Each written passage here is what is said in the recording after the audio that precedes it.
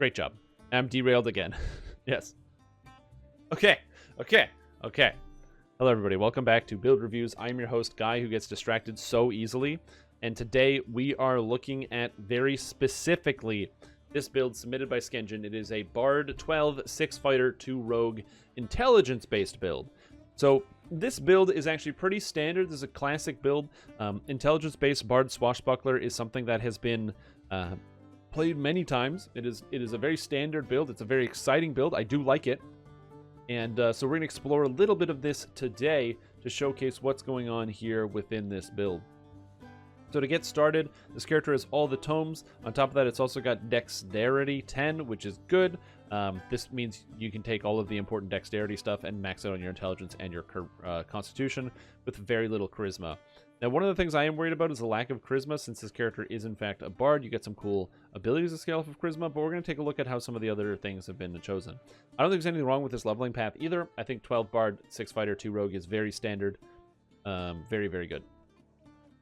Next, let's move into the actual tree here. I just got to separate this out. Or the actual feat path. So, what do we got with the feat path here? So, to get started, single weapon fighting. I believe Skenjin said this character is already level 7. So, therefore, it is here. This is where we're at here so far. So, this has single weapon fighting, which is good. Insightful reflexes, precision, shield mastery, and weapon focus piercing. Perfectly good, especially if you're playing. This is also a dagger character as of right now. I do think that there might be better options, but dagger is very interesting, as it lets you go to the top of the Vistani Knife Fighter tree and take a tier 5 and a capstone that you might not normally take. Vistani Knife Fighter also fully supports every combat style, which is good. So keep that in mind. Or not combat style, but every every ability score, so you don't have to worry about not using intelligence or charisma or dexterity. It's all fine. It all works. Improved single weapon fighting is good. Improved shield bash is kind of weird. Your character's not going to be able to shield bash very well because their strength determines their hit chance with shield bashes, which makes this a little bit hard to see. Oh, move the chat box so you can't see the review. All right, so that's good. Improved shield bash is something that I don't see yourself using, so I'm not a huge fan of this. I would probably change it to something else as opposed to the improved shield bash. There's not a lot of great options, though, because you don't have that many levels of fighter as of yet, and you'd take weapon specialization, but again, you're just a little far away from that. And on top of that, you also can't take some of these other feats. You can't take, greater shield mastery. You can't take greater single weapon fighting. So I don't love improved shield bash. It provides you very little benefit to this character build. I want to see if there's anything else you can take in here that would actually be better for this character build before I keep talking. But I do not love this, especially considering you already have insightful reflexes and precision, which are kind of like extra feats that you don't need to take.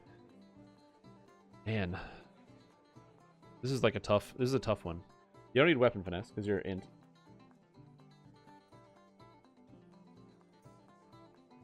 Slicing blow? That can't be good. Possibly quicken spell, which could be convenient since you're playing as a bard and you can cast your spells faster. Specifically, your self-healing abilities would probably be pretty good. But I think that's probably it. I'm going to temporarily put in quicken spell. The reason is improved shield bash is not going to hit very often because, again, it goes off of your strength to hit, which is a problem. And having a minus is going to make it very difficult for this to actually make it through. Improved shield mastery is perfectly fine here. Greater single weapon fighting. Weapon specialization is good. Greater shield mastery is good. These are all good options. Overwhelming critical is perfectly fine. As we move into the epics, again, you run into this problem where you're like, oh my god, all of these feats are horrific and I don't want a single one. And that definitely makes you sad. However, as a bard, you can take Inspire Excellence for +2 to all stats, which is very convenient for this type of build. Perfect single weapon fighting is what you want to grab here. Then at level 27, your character is going to have a high reflex save, and you don't want to fail reflex save on a 1. Basically makes you immune to area of effect spells. Very, very powerful effect. After that, you're going to pick up Perfect 2 weapon fighting because it gives you 5% double strike. Then you grab Dire Charge because Dire Charge is Dire Charge is Dire Charge. And then as you move up here, you've got a whole bunch of different options you could take for your feat. I'm usually a big epic damage reduction kind of guy, so I'm going to shove that in here, and then shove in Sign of Arborea. Look at all that stats and damage. Now let's look at the actual enhancement tree. So this character has no enhancements spent, so we'll take some time here to spend these enhancements. Now this character needs a few things particularly. Number 1, you need Vistani Knife Fighter. So Vistani. You also need Harper Agent with this tree, because you can't get intelligence to hit without Harper Agent. So these are both trees that you need to make sure you have. So Vistani Knife Fighter is your main tree. Harper Agent is another tree that you're going to use, and Swashbuckler is a tree that you need to spend some points in. You have two different options. You can go up to Swashbuckler, all the way up to different attack, and pick up intelligence to damage while swashbuckling, or you can go up Harper Agent and grab intelligence to damage while swashbuckling. You're always taking Know the Angle, so 8 points in Harper Agent and 6 points in swashbuckling, and as a result, it's actually cheaper and better to go get Strategic Combat 2, because you're already going to be that far into the Harper Agent tree versus Swashbuckler. So out of Swashbuckler, you're basically just grabbing swashbuckling. You could in theory say you're going for fast movement, which is kind of a weird call, but it's tough. No Perfect Shield Mastery. You could take Perfect Shield Mastery if you want, but that just gives you 5 MRR or 5 PRR and extra armor class on your shield, and your shield is a buckler, so it gives you low armor class anyway, and you don't hit people with it. So it's better to have extra double strike in this character build. So no matter what, you're always probably going to be grabbing Blow by Blow, because Blow by Blow is a good attack for your character, and then a point of dodge, and then swashbuckling, and then you're also always taking Strategic Combat 1.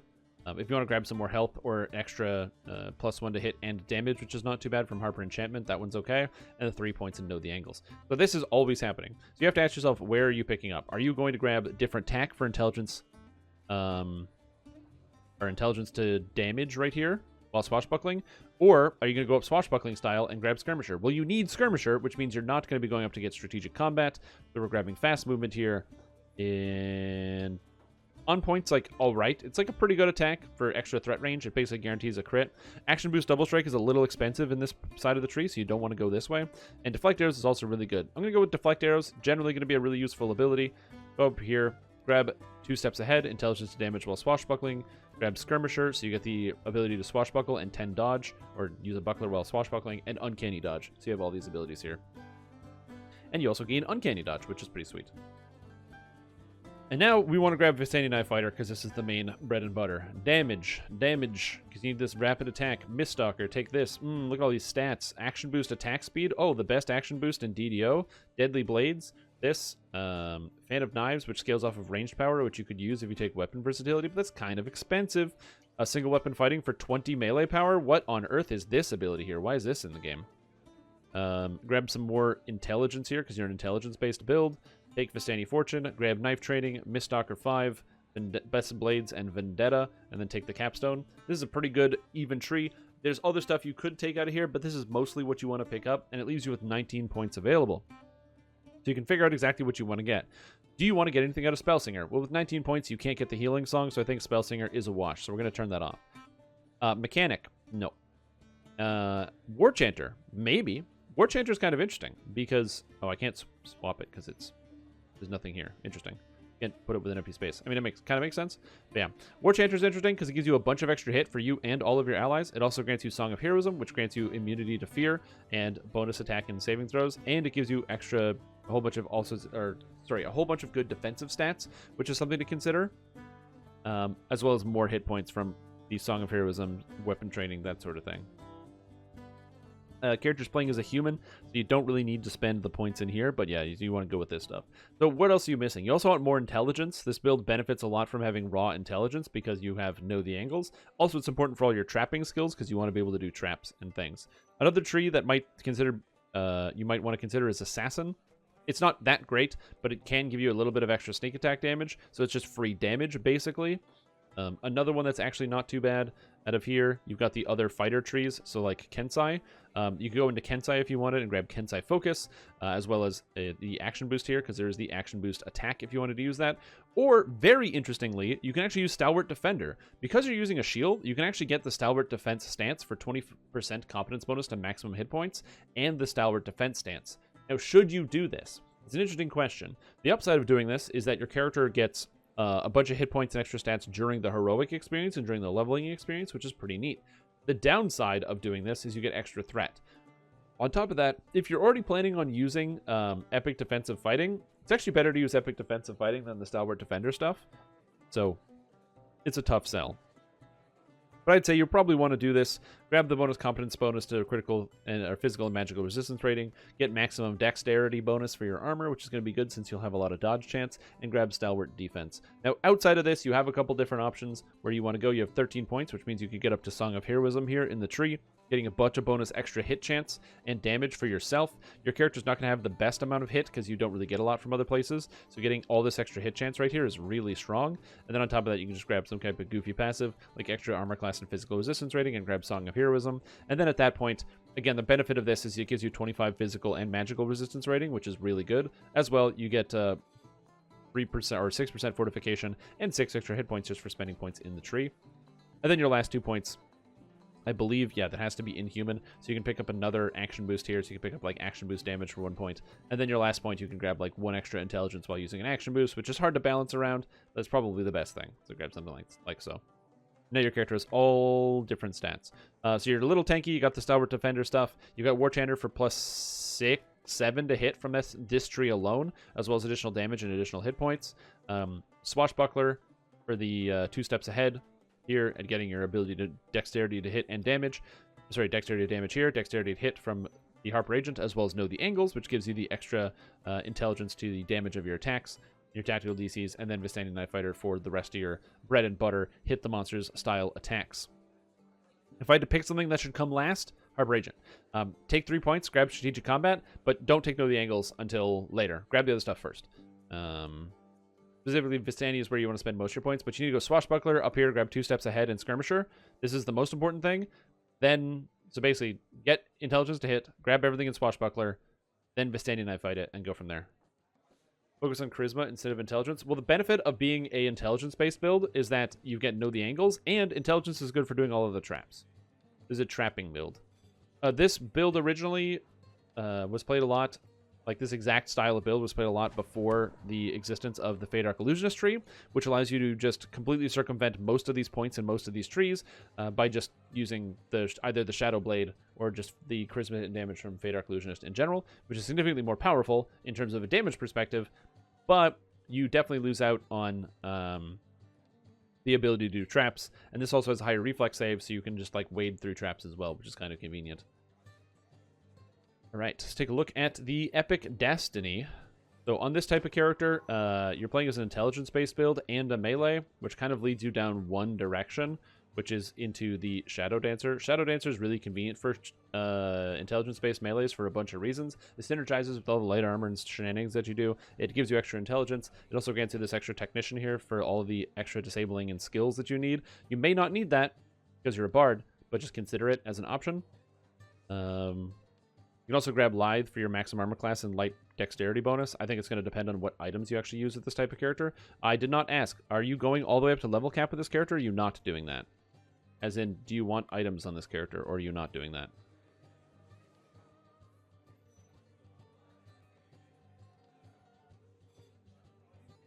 So just to make sure I have clarification on that. If it feels good, we'll cap. Okay, sounds good. I'll throw something together that's really basic. But yeah, another thing that's important about Technician is that you have a cool twist that can overcome Technician, and that's this one out of Fatesinger. So this tier 2 twist called Second Harmonic Chord gives +3 to skills and +3 to additional skills from your Inspire.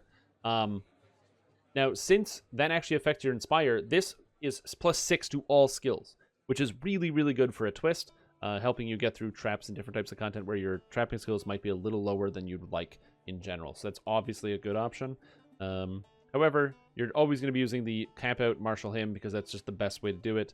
Martial Hymn is really nice. And then outside of that, you have a lot of flexibility with your twists. Since you're an intelligence-based build, you could probably do something like 4-2-1-1. So you could grab, like, you could take this if you wanted, the Second Harmonic Chord. You also grab First Harmonic Chord because this is +6 to hit and damage as well, which is going to be better than some of your other abilities because you're actually a bard. So this gives you +3 to hit and damage yourself, and then your aura is an extra +3 to hit and damage that you passively pulse out. So it's +6 to hit and damage for a tier 1 twist. That's really, really good. And then here, you can grab the Second Harmonic Chord for +6 to all skills, which is convenient. You can grab up, if I keep going up here. Basically, you're taking everything out of Fatesinger and not being a Fatesinger because you're intelligence-based. And then you still have one more tier 1 twist, which, if I'm playing this character, I'm grabbing Rejuvenation Cocoon because it's too good of an ability to pass up. And then doing something kind of like this. And then obviously at this point, if you have too many skills, you can either remove this twist, the +6 to all skills, or remove Technician and spend the points somewhere else. Basically, you get these 3 points back because you go Intelligence, Stealthy, Intelligence, Lithe, Intelligence, you know, all this other stuff. So you get these 3 points back. So you can basically just transfer these into Lithe and get the extra defense. And you've got more intelligence as well. Or you just take Lithe. They're all good. But for now, this is where I'm going to leave it. And now, itemi. Itemies are hard.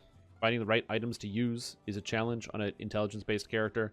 But there's a lot of really basic ways to do it. One of the downsides of playing intelligence-based attacker is that you, for your artifacts, don't get a lot of great ones. Artifact. Does that work? Can I just type artifact? No, I cannot. But you get the Key of Rukan Drow, which gives you quality, insightful intelligence, insightful accuracy, insightful deadly, and chaos absorption. Alternatively, you can also use the other fun artifact, the Blood Sigil Ring, for quality deception, quality deadly, insightful combat mastery, and intelligence. Now, your character is already going to be picking up insightful deadly from your Know the Angles. This one's actually not too bad as a ring for your artifact.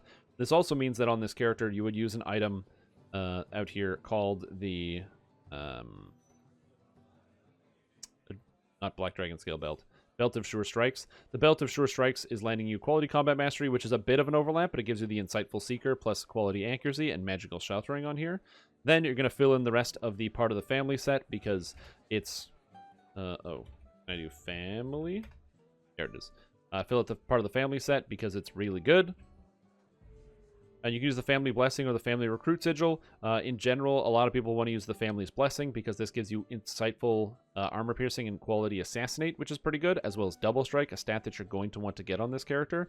And then, of course, you need the gloves from the Family set. So grab Family, the Hammer Fists, which is great.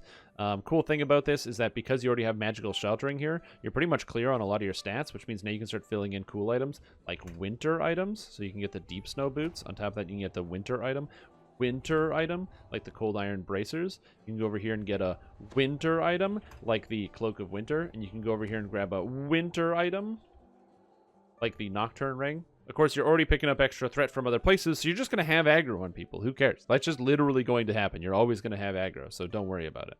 Because you have 150% extra threat from your fighter stance anyway, so just use the Nocturne Ring and get the extra defensive stats, so when monsters hit you, they don't deal as much damage. And then you need an item to give you insightful accuracy. Well, let me tell you, is that accuracy is hard to come by. But there's this weird and unique item called the Legendary Umber Brim, which gives insightful accuracy and insightful deception, 2 stats that you don't have on this character. Plus it has Profane Well-Rounded. This is a really good fit. So now all you're missing is intelligence and quality, or insightful intelligence, quality intelligence, and constitution. Fortunately, that's where Collective Sight comes in. Collective Sight, drop it in with the constitution, drop it in with the insightful intelligence, and quality intelligence, well, intelligence... You've got 2 options. You can either use the legendary Deep Promise, which gives you quality intelligence 5 and a bunch of stats that you don't want, or alternative to that, you can go with a ring. A 5 ring of sorts. And instead on here, Wizardry is probably fine. You can grab Armor Piercing if you want some more Armor Piercing, because that's pretty good for this character since you won't have all of it that you need. You don't get any of it from the tree. You can grab an additional stat here, although you don't really need to grab a stat, but you could. So go with, like... I have no idea what you would take. Anyway, ignore that, and then grab Quality Intelligence. So you're pretty happy. Grab something like that. And then, of course, for your weapons, you want to grab a dagger. Depending on the dagger that you want to use, you have a few different options. You can use the best ones or the worst ones. Aurelia, the Frostblade is interesting because it's a cold item. That's pretty cool, but it does only ice damage, and that's not good. Back to League with you. That's funny. Season 11 is kind of solid. Oh, I didn't even know League was on Season 11. Holy guacamole. The best dagger that you're going to be picking up out of any of these is, of course, the Keeper of the Crimson Covenant, and if you can get one of these, you'll be very happy with yourself. It's not super crazy to get, but it's pretty nice. If you don't have one, just grab Morning Lord's Dagger. The rest of these are garbage, unless they're in pairs. Sunslice is like, okay. Is it Sunslice? No, Moonslice? Moonslice is alright. So Moonslice would be good, or Keeper of the Crimson Covenant, which is like the best one to pick up. And then down here, as far as the buckler that you're going to wear, you only have a few options. Van Richten's Cane is okay, because it gives you stunning, and you don't have stunning anywhere else, versus some of this other stuff. So I actually think this is one of the builds where you want to use a Van Richten's Cane, because you need stunning. So Van Richten's Cane it is. Grab yourself a Van Richten skin, so you've got the stunning that you didn't have before, plus it's got riposte, again, a stat that you don't have for increase to your saves. You also want to make sure you have something that is giving you extra resistance bonus on your saves.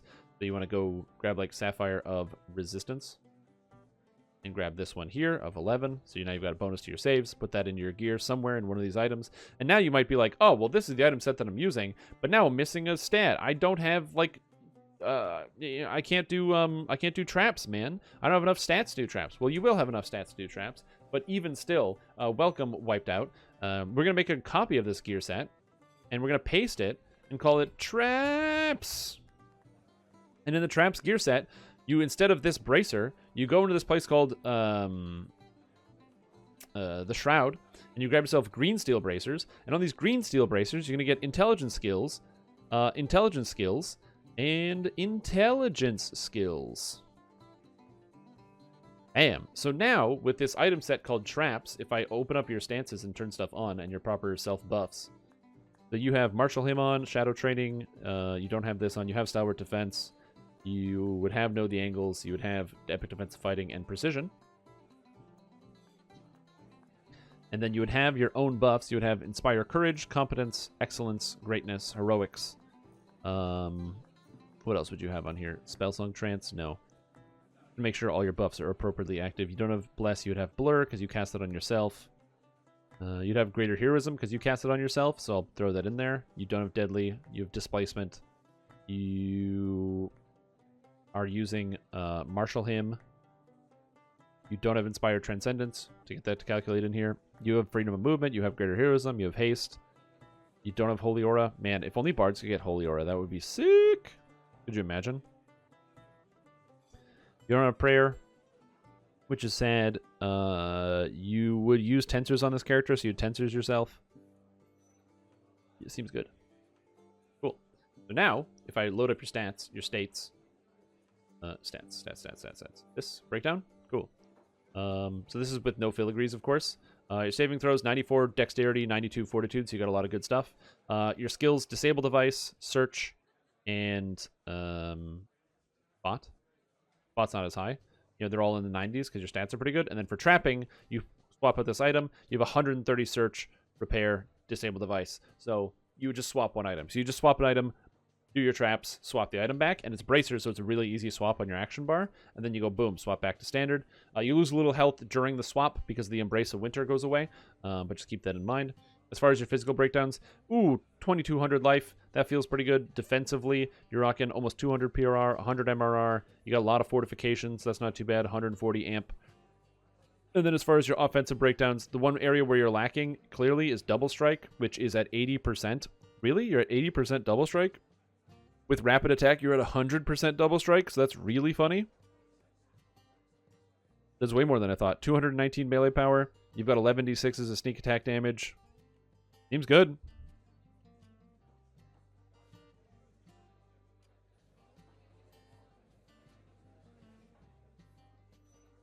Double clicks to Delayed Blast Fireball. That's true. But you just grab a wand. And then your tactical breakdown and your stun is 46. So your stuns aren't always going to land, but that should be good enough. And then with your weapon, hit chance is only 137 because you're playing as a bard, and life is pain. But you have accuracy, insightful accuracy, and quality accuracy. You don't have accuracy.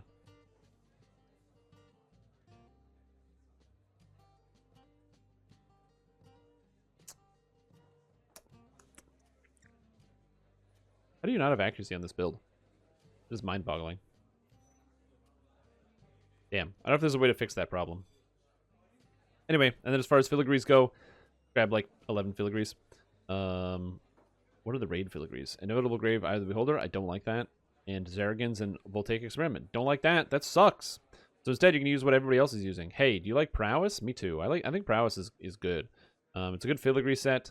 Grab some Prowess, MRR, grab some Prowess, PRR, grab some Prowess, melee power. Wow, that's a good filigree set. Then you're going to go over here and you grab Shards of Mechanus. No, Shattered Device. I don't know why I said Shards of Mechanus. Grab that Armor Piercing because you need it. Where are you? Shattered Device. Armor Piercing, Attack and Damage. Shattered Device, melee power, and Shattered Device PRR. I'm not going to rare any of these because oftentimes these are hard to come by. These are difficult rares to get. Now, if you have extra slots, which you probably don't with this type of character, but let's say hypothetically that you do, you've already built this out, you have your ultimate sentient item, then what you're going to do here is you're going to go Sucker Punch, 1 against many. You're going to rare that up because you can buy that, so it's literally a rare. Then you go Sucker Punch and 1 against many melee power with the rare, and 1 against many, no, S for Sucker Punch. With the melee power with the rare, because again, these are really cheap and easy to come by, and this one you buy it, so it's just 750 Threads of Fate, so go do some raids. And then with all of this set up now, you're at 254 melee power walking around. You drop enemies PRR and MRR when you hit them by 20, because Crimson Covenant takes off 10, and this takes off 10, so you're doing a bunch of extra damage to the monster. You have Vampirism for some reason, which is just all over the place, and then you have Prowess here as well, which gives you the extra melee power while you're using an action boost. But yeah. Anyway, that's how I would build this character. That's what I would do. That's the items I would put together. That's how I would look at it. This is a classic build, old build, but it's a classic build, and it is something that I think you'll enjoy and have a lot of fun with.